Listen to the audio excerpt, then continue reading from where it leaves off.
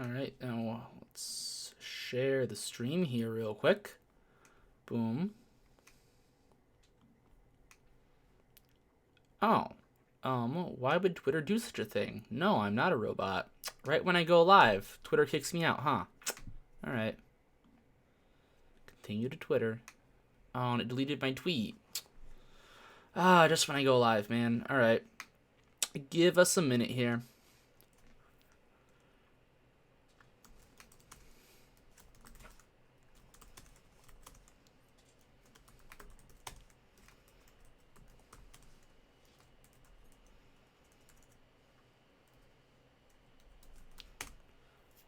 Alright. Going live with the Nintendo Power Zone podcast. Discussing... That's not how you spell discussing. That's how you spell discussing. No spoilers for you guys.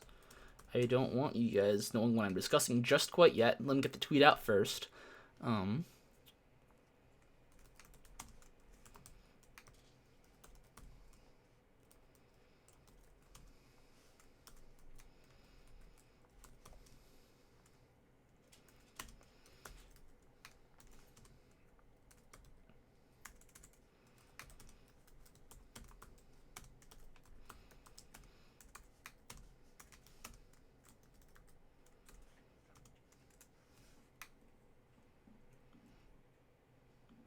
Paste. There we go. Tweet that out. And let's get this show on the road, shall we? Video resolution. Why is everything always going wrong, huh? More info. Please check the... It's not optimal. Okay.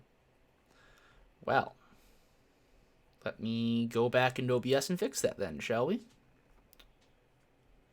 Let's see.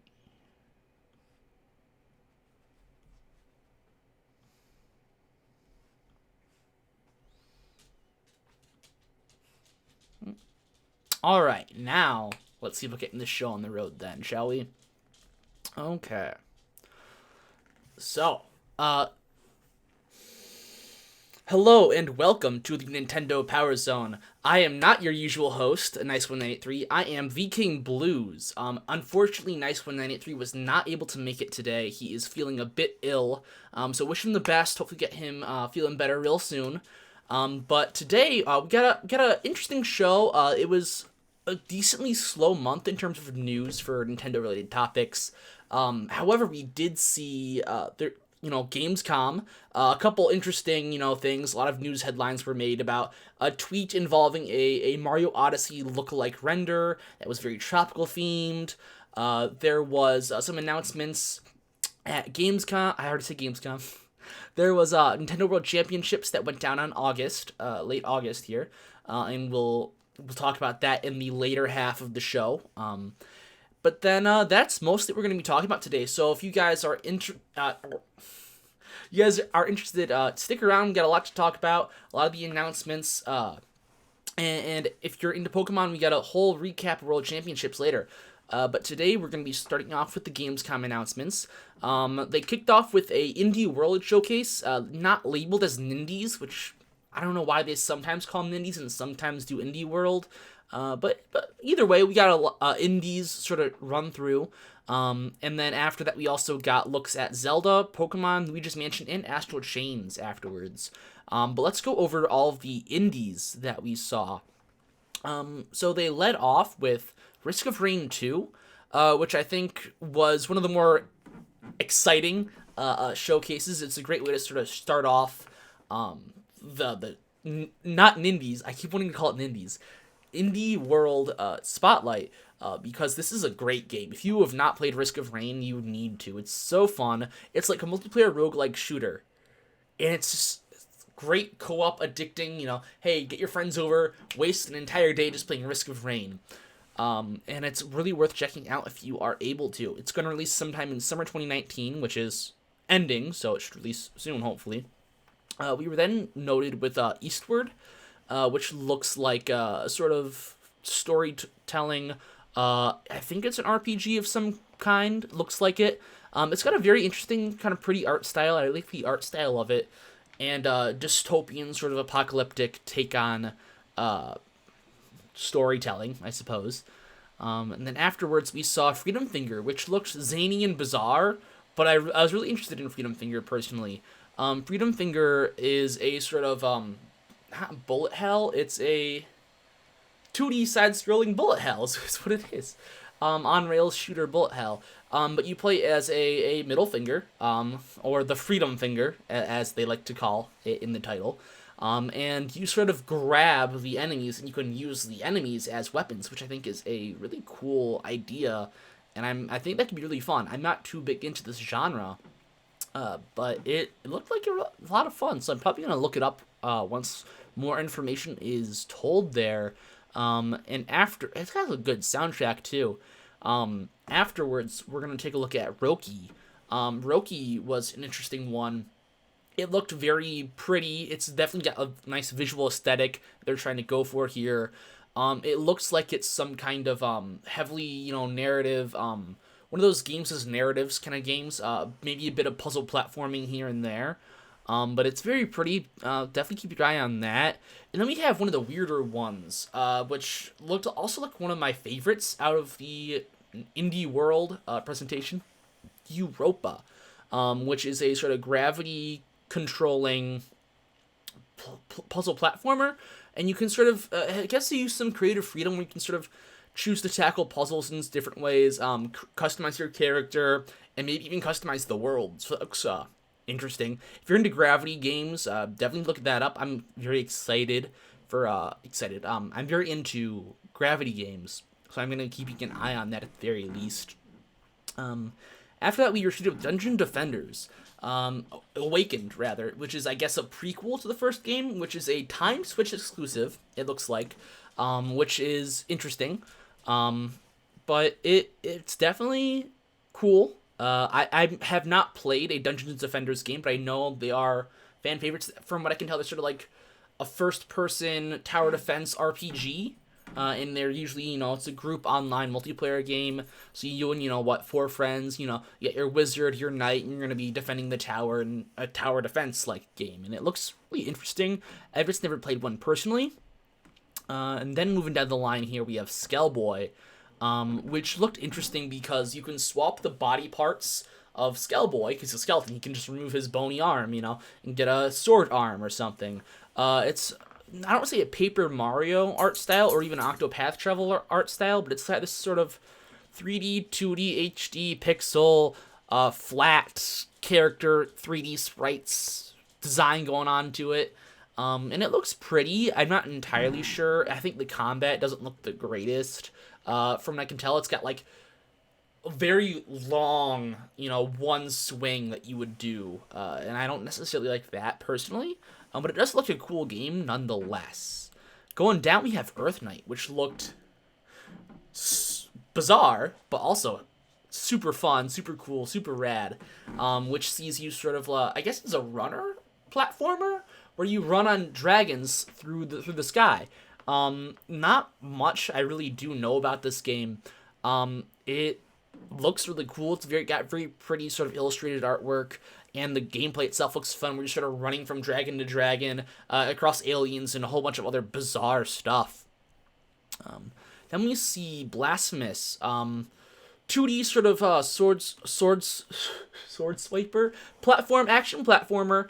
I don't really know much to say about that one. It looked cool.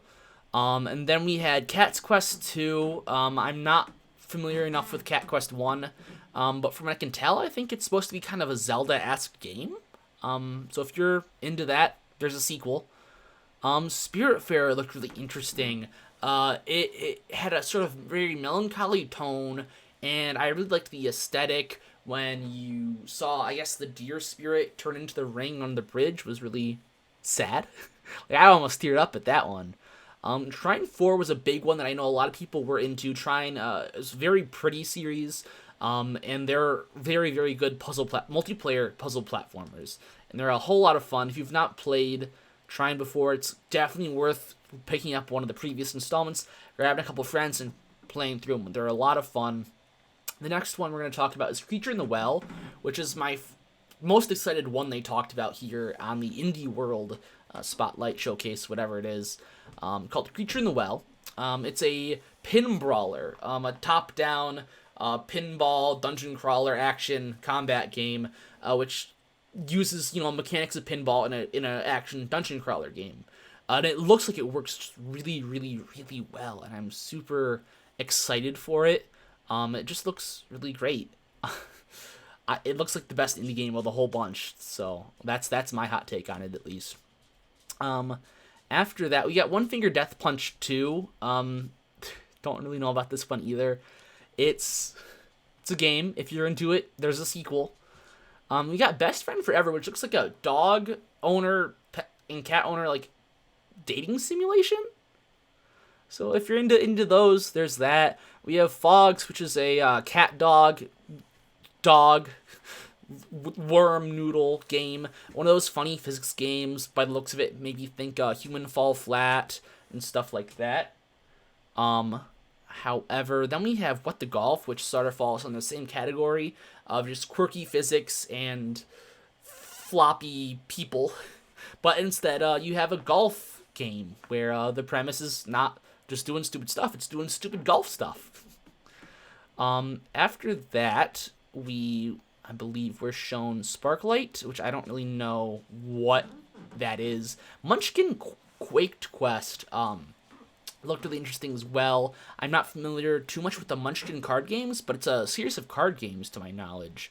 But it looks like it's taking the Munchkin characters to a multiplayer brawler, beat 'em up, dungeon crawler perhaps. And then we have Torchlight 2 to end it off, I believe, and that was it's Torchlight, so it's a very Diablo dungeon crawler. I've said dungeon crawler a lot tonight, but it's one of the more famous, cheaper dungeon crawler Diablo clones. So if you're into Diablo games, dungeon crawlers, you'll be very happy here. But that sort of wraps up the Indies spotlight, and like I said, they also showed off Zelda, Pokemon, Luigi's Mansion, and Astral Chains. I was a big fan of the Astral Chains and Luigi's Mansion demos that they showed off. Great looks at those games. I was already sort of sold, but now I'm just want to get my hands on them even more. Astral Chains comes out in just 2 days here, coming out on August 30th, so definitely looking forward to that. After that, we also got lots of rumors and speculations about a tweet that Nintendo put out regarding a render that looks like it's in the Mario Odyssey style and engine of Mario eating a watermelon in some Hawaiian gear, and he's got a cap that's not Cappy on it, and has a very specific caption that references not just Mario Odyssey, but Super Mario Sunshine, supposedly, and people thought, hey, that means Mario Sunshine 2 confirmed, right? I don't think it's Mario Sunshine 2. I think people are just really grasping at straws and going to conclusions here. There's no evidence until Nintendo says, hey, it's Sunshine 2. We're not getting Sunshine 2. They're obviously, I think it's just, hey, we can reference this because it's a Mario. We can totally reference Sunshine. I would love to see a Sunshine 2. Don't me wrong, if I'm wrong and they announce Sunshine 2, I'm picking that up no matter what.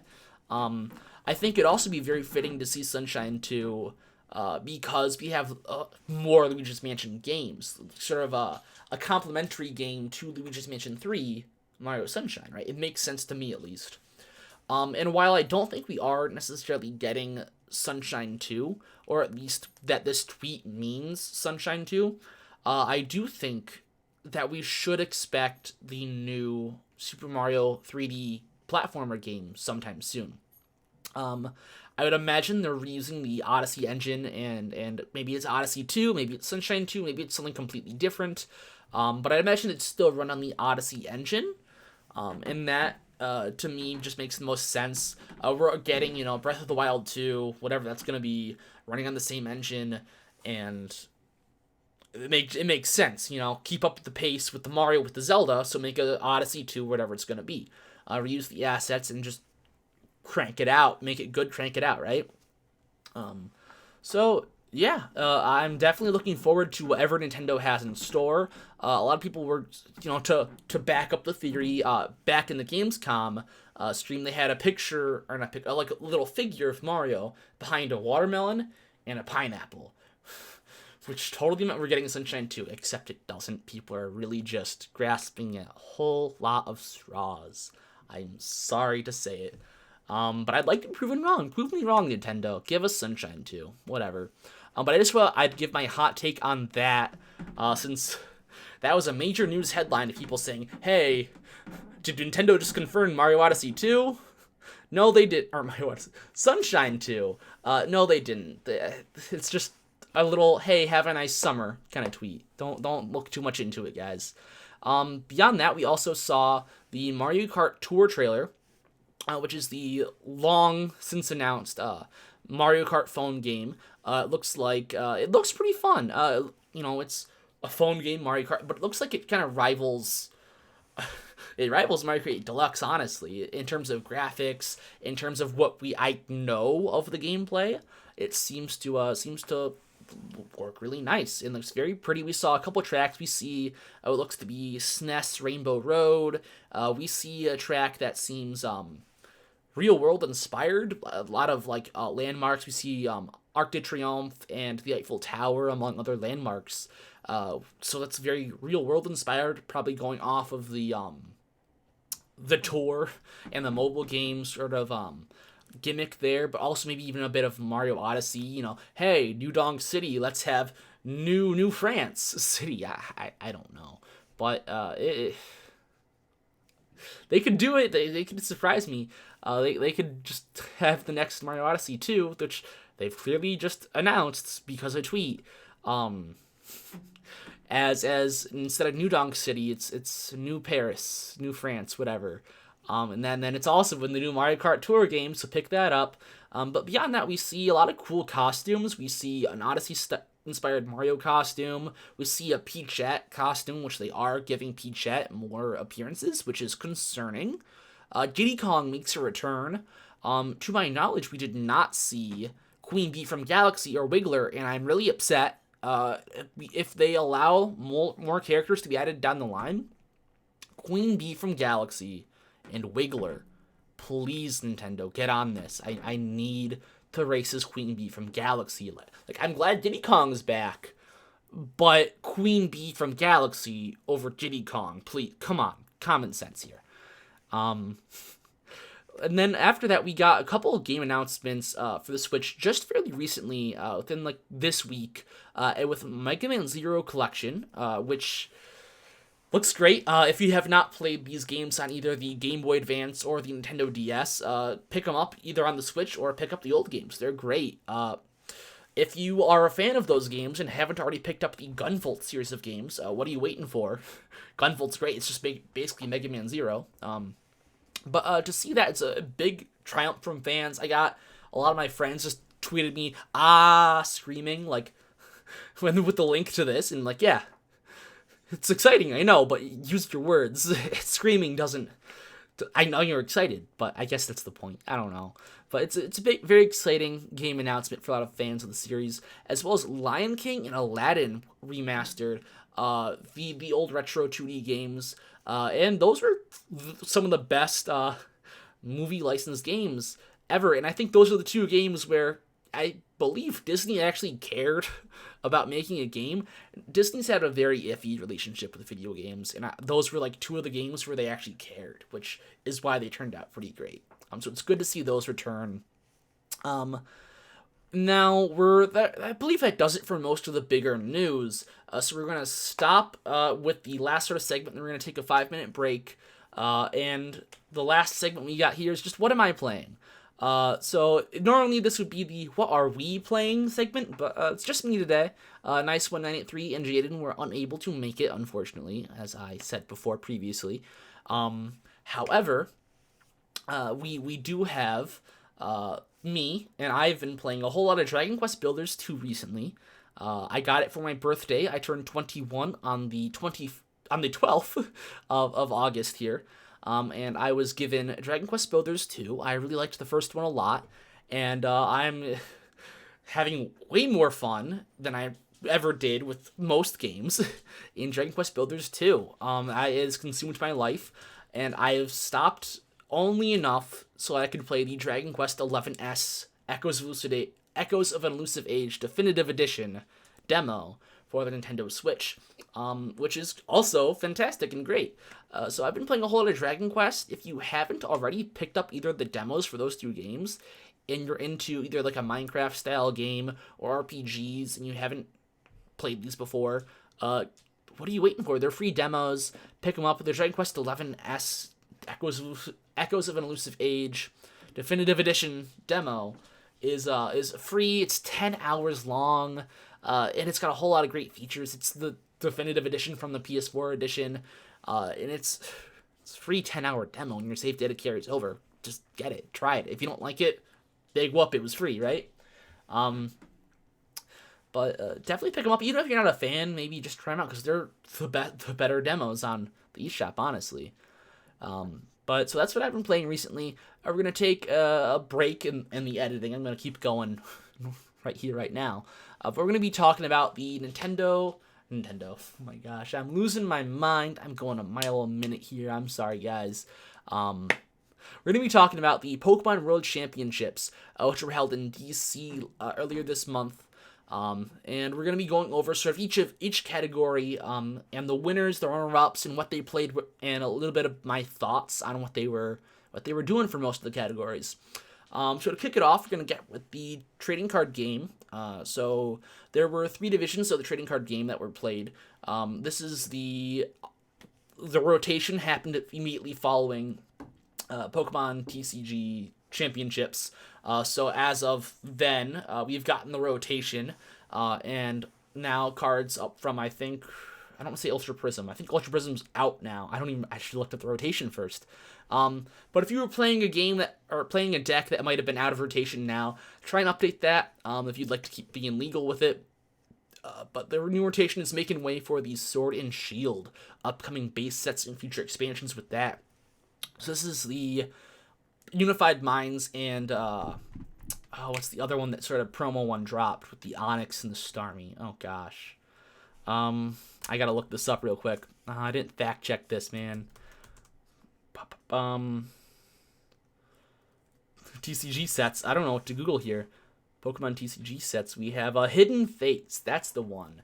Unified Minds and Hidden Fates came out this month.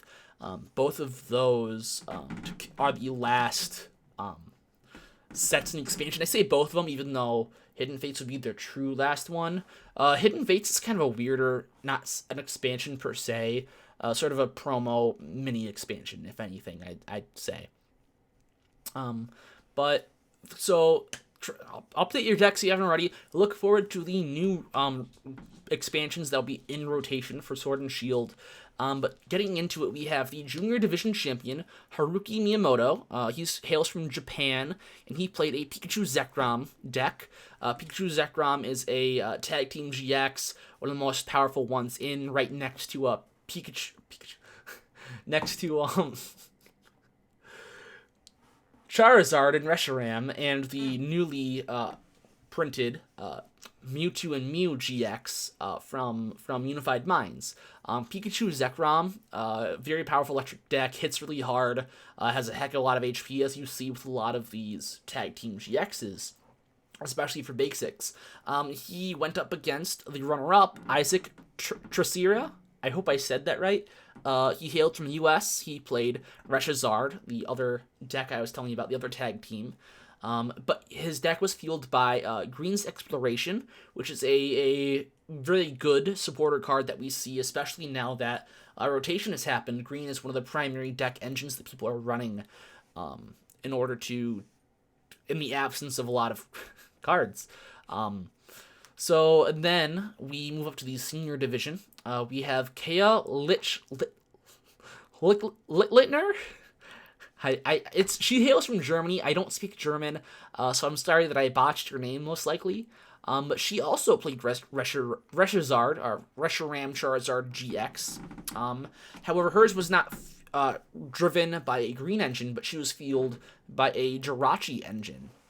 with the Stellar Witch ability, which has been the dominating like supporter Pokemon engine for quite some time now. The gimmick mostly revolves around having a Jirachi that can get you any sort of trainer card you want once per turn, theoretically, by having it go to sleep, but then you just retreat it out with an escape board, and it's a free card every turn. If you have multiple Jirachis on the bench, you can have 2 free cards each turn, etc., etc. And usually they're really safe because they're always going to be retreating to the bench. But the runner-up, the person that Kea won against, was Grant Shen, hailing from the U.S. He played a Gardevoir Sylveon Tag Team GX, which is, I believe, one of the only fairy decks that we really saw within the top spots of this tournament. And once again, it's a basic with a heck of a lot of HP, and its fairy is just a very strong typing. It has been ever since it came out. It's had its ups and downs. I don't think it's ever really made too big of a splash as itself, but it's always been a strong contender with a lot of synergy. Then we move up to Masters Division, and we see the champion, the grandiose who won it all, from Pokemon TCG in the Masters Division, Henry Brand, hailing from Australia, who won with a Mewtwo and Mew Tag Team GX, brand new as of Unified Minds, and just swept with it. It was great to see.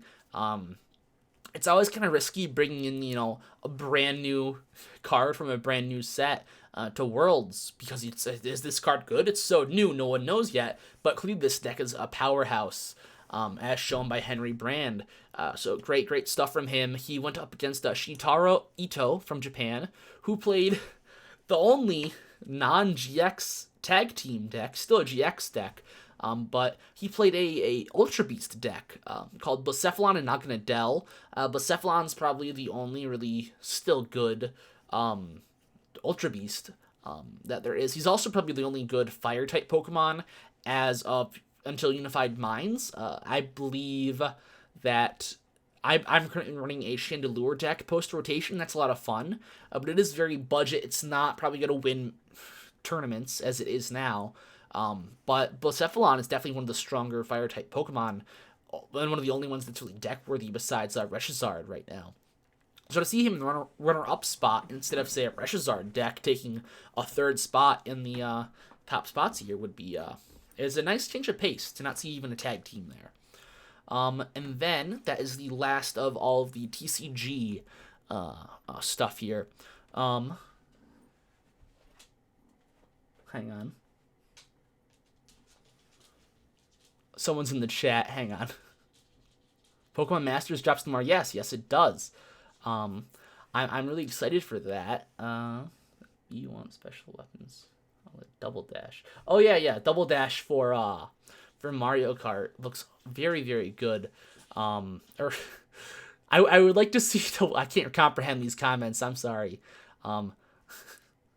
Double dash. I would like to see that return. I think there's potential for it in the Mario Kart Tour. They haven't stated of Genesis or SNES versions. Yeah, of Lion King and Aladdin. I'm not sure. But I would imagine it's the Genesis versions, because those, as you say, are the better ones. Let me continue on here. Sorry about that. Oh yeah, so then we have VGC, and I have all the team comps listed right here. So then the World Championships Masters division was Naoto Mizobuchi from Japan. He ran a Lunala, a Groudon, a Incineroar, Salamence, Tapu Fini, and a Stakataka. So this appears to be a very defensive team. We have Stakataka and Tapu Fini for support. Lunala's not going to go down too easily. We have a Incineroar here as, I believe, the Intimidator. Let me see here. Yep. Fake out. Yep. Fake out U-turn. Inability Intimidate, holding Assault Vest. So yeah, defensive sort of Intimidate user here. Standard choice here. Stakataka makes this a Trick Room team. It's running with the Gyro Ball, Stone Edge, Trick Room, and Protect, holding the Rocky Z in with Beast Boost. And we have a Mega Salamence as well, with Double Edge, Hyper Voice, so it's mixed. Tailwind support, which kind of goes against the Trick Room, but it still gets the job done if you don't stack them, especially in these sort of pick 4 out of 6 format, as well as Protect. And it was really cool to see. Next, we're going to go... Can I not view the other? Yeah, runner-up here. Cool. Hirofumi Kurama, also hailing from Japan. He was the runner-up. He ran Necrozma, I believe Duskmane, Tapu Lele, took me a minute, Kangaskhan, Mega Kangaskhan to be exact, I believe, right? Yeah. And then Salamence, also Mega, for the pick 4 out of 6 format. We have Groudon and Umbreon. Once again, a very defensive team, but I think there's a whole lot more offense here than we saw previously. We see Kangaskhan, very offensive Pokemon. We see Duskmane Necrozma, fairly offensive as well as the offensive Salamence. And then we have Lele for, I guess, a support role. Let's take a look at Lele here. Modest Nature with Psychic, Magic Room, Moonblast, Dazzling Gleam with Psychic Surge. Should be setting up the terrain. Looks like it's got a bit of support, but it's actually probably an attacker looking at the Choice Scarf and get the 3 attacking moves here. That is your Masters Division's champion runner-up team. Let's go down to the senior division here. We have Ko Tsukide. I hope I said that right. He hails from Japan. He led with a Xerneas, Rayquaza. Very cool to see a Togedemaru. Very unconventional pick, seeing a Pikachu clone akin to Sejun Park's Pachirisu victory.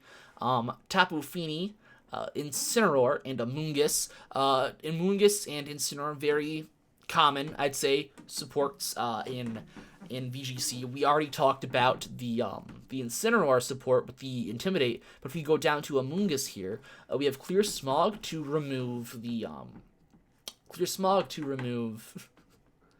stat increases, right? The Rage Powder, so that the opponent is sort of forced to attack Amoonguss, who has the Regenerator ability and can tank a lot of hits and keep its allies safe. Spore to also put an enemy asleep. Nothing wants to take a Spore and just be out of commission like that. It's a big no-no. And Protect, because it's VGC, you have to run the Protect, right? It's also holding the red card, which will sort of force a retreat on your opponent. So that was really cool to see these two supports. They're very cool, but with the Togedemaru as well. Looking at this Togedemaru, it's got Zing Zap, which... what does Zing Zap do again? I haven't seen Zing Zap in so long. Let me Google this real quick. Zing Zap. Boom, what does that even do? Bulbapedia. Zing Zap here. A strong electric blast crashes down on target, gives electric shock, may make them flinch. Alright. So it's a flinching move. Get stab exclusive to Togedemaru. Alright. Anything else? No, in the anime, no. That seems to be it. Alright. Cool. Well, yeah, he's running the Zing Zap, the exclusive move to Togedemaru as well, it seems. Let's keep going down the list. Then we have our Xerneas, Rayquaza, and Tapu Fini, which are obviously a strong powerhouse. You have Xerneas and Tapu Fini as good fairy types, and Rayquaza, obviously, it's Rayquaza, it's a big powerhouse. Then, moving on down, we have Lewis Tan, right? Yeah, Lewis Tan from Australia. So Lewis Tan ran Incineroar, once again a very standard Intimidate user we see here. Another Groudon and a Yveltal. So you already have sort of a discrepancy when you have Yveltal versus the Xerneas. So you're winning that matchup with the Yveltal there, or with the Xerneas against the Yveltal rather. But you also see a very defensive steel type that no one likes to deal with Ferrothorn. Ferrothorn very annoying, but has a lot of use here in VGC. Tapu Fini and Gengar as well. One of the greatest highlights was seeing Togedemaru just wreck this Gengar. It was crazy to see. But then it's a very standard team. I want to take a look at this Ferrothorn real quick. We have Power Whip, Gyro Ball, Leech Seed, and Protect, with a Brave Nature holding leftovers and the ability Iron Barbs. So what I'm seeing here is a very slow, stally set, but we have a Power Whip here for some nice grass stab, looks like. Brave Nature to make it slower, to make that Gyro Ball connect even more. Or not connect, but even more powerful, rather. Moving on to the junior division here, we're going to be taking a look at Kosu. Sorry, that was right. Let's go juniors here. Cool. P. Wu, hailing from Taiwan. We have Rayquaza, Xerneas, Tapu Fini, Incineroar, Nihilego. Very interesting. Not too much of an uncommon pick, but I really like seeing Nihilego because it's one of the most skewed Ultra Beasts where it actually gets a 50-50 of, its usefulness. And then finally, Amoonguss here. We've talked about Amoonguss already. We've talked about Incineroar, talked about Xerneas and Rayquaza. Let's talk about the Nihilego here that we see running. Sludge Bomb, Power Gem, Clear Smog, and Protect with a timid nature, holding the Rocky MZ and the Beast Boost ability. I'm seeing this is clearly an attacker. It has the Clear Smog, just like we saw Amoonguss with previously on the opposing team. Not opposing, but previous teams, that the Clear Smog lowers or negates all stat changes, so it's a good thing to have. And it looks like they've swapped out the Amoonguss for Grass Knot to put. Doesn't Grass Knot just put things to sleep as well, or is that Grass Whistle? No, Grass Knot's size based. Duh. So we have a size based Amoonguss for its Grass Stab. Okay, that's really interesting. I'm learning a lot. I don't normally play a whole lot of VGC, but I'm familiar. I dropped completely off competitive as of Gen 7, so I don't really know what is good as what is not. So you guys are learning as well as I am. Maybe Togedemaru is a top-tier pick for all I know, but I found it really, really cool to see Togedemaru just winning. Then we have Teddy French from Great Britain and England. He was the runner-up with the Dusk Wings Necrozma, I believe. Yep. Dawn Wings, sorry. A Smeargle, standard pick with Explosion, Follow Me, Fake Out, and Spiky Shield, with a Brave Nature holding a Focus Sash and the Technician ability. A Groudon, a Stack Attacka, which has Gyro Ball, Rock Slide, Substitute Trick Room, a Lonely Nature, holding a Life Orb, which I find pretty interesting. From a mostly defensive Pokemon, a Trick Room setter, but you also have the Gyro Ball and Rock Slide, which I guess complement that because you're getting a lot of power out of those attacks, and the Beast Boost ability. We also see a Mawile, a Mega Mawile in fact. Iron Head, Play Rough, Sucker Punch, and Protect. A fairly standard set for Mawile. It has the Intimidate ability and a Brave Nature. That Intimidate ability obviously changes to Pure Power when it evolves. Huge Power? Pure Power. One of the two. I don't know why I have the same ability twice. It's super weird. But it becomes one of those two abilities, which doubles its attack stat. It gained the Fairy typing back in Gen 6 and gained the Mega, which make it a threat and a force to be reckoned with. And that is your runner-up, Teddy French for VGC, which, moving on down the line, we actually have the Pokken Tournament champion. For Senior Division, we had Ash Ninja 1, hailing from the US, they did Pokken this year kind of different. They used the 3v3 format exclusive to Pokemon Tournament Deluxe, where they have 3v3s, and they've did, I believe, best 2 out of 3 with those.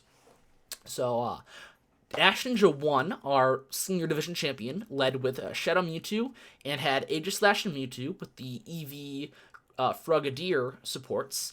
And the runner-up, Kato, hailing from Japan, had Pikachu Libre, Mewtwo, and Aegislash. So we see two of the same picks here. The only real difference is the Shadow Mewtwo and the Pikachu Libre between the two of them. And they also both have the same support with Frogadier and Eevee. Ash Ninja 1 came through, and then we look at the Masters Division champion, Subaton.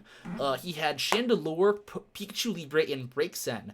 Chandelure was a very interesting pick to see, winning Masters. No one really thought Chandelure was going to be in, as high as it was, but here Subaton is, with Chandelure, Pikachu Libre, and Breaksen, running away with the show. Chandelure is a very interesting character, even in fighting games. It's a power type character who's a range zoner, which is stupid, but I love it. Let me see the runner up here, Haruki, who also hails from Japan. He played Darkrai, Aegislash, and Pikachu Libre. Which, once again, we're seeing a lot of Pikachu Libre in this tournament. He's a very good character, and a whole lot of Aegislash and Mewtwo were present there. These are definitely your top picks. They're good for almost all situations. So, great to see them, running the tier list, right? Beyond that, we also saw a surprise category, which is very weird to see. We saw a Pokemon Go Invitational. Where they had PvP, which was added, I believe, earlier this year or last year. It's been so long now. I don't even really know what even happened in terms of Pokemon Go's updates. But in the first place position for the Pokemon Go Invitational, we had Pogo King, and in second place we had Poke AK. So kudos to you guys. I have heard good things about the Pokemon Go competitive, and it seems like it does a lot of good stuff to keep the meta fresh in terms of what you're allowed to play with and what you're not. In terms of the different leagues and the different themes for each competitive season are really cool. To note, this is the last competitive VGC season that we saw for the 3DSs in Gen 7. Moving forward, we'll be seeing VGC take on the Sword and Shield and the Switch and whatever is going on feature with that. So a good send-off for Gen 7 and the 3DS games, as well as Pokken Tournament saw an increase of sales after Pokemon World Championships. A lot of people picked up the game seeing, hey, that looks hella fun. Let me pick up that game real quick. And so it's great to see these people sort of come to the community for that. Yeah, that pretty much wraps up the main highlights and who won, what they played, etc. here at Pokemon World Championships. So thank you guys for listening to the Nintendo Power Zone. That should probably wrap it up here. Once again, Pokemon Masters comes out tomorrow, as noted in the chat here. And lots of big events happened here this August. My birthday, the biggest one that happened, and Gamescom Pokemon World Championships. If you guys have any thoughts, leave them down below. Tweet me at TheKingBlues or at NPowerZone on Twitter. Catch us next time when we do the shows here bi-weekly. Hopefully I will be joined by co-hosts next time as well. Either Nice1983 or Jaden Winsong. Yeah. Keep it fresh, guys. Stay fresh. See ya. Deuces.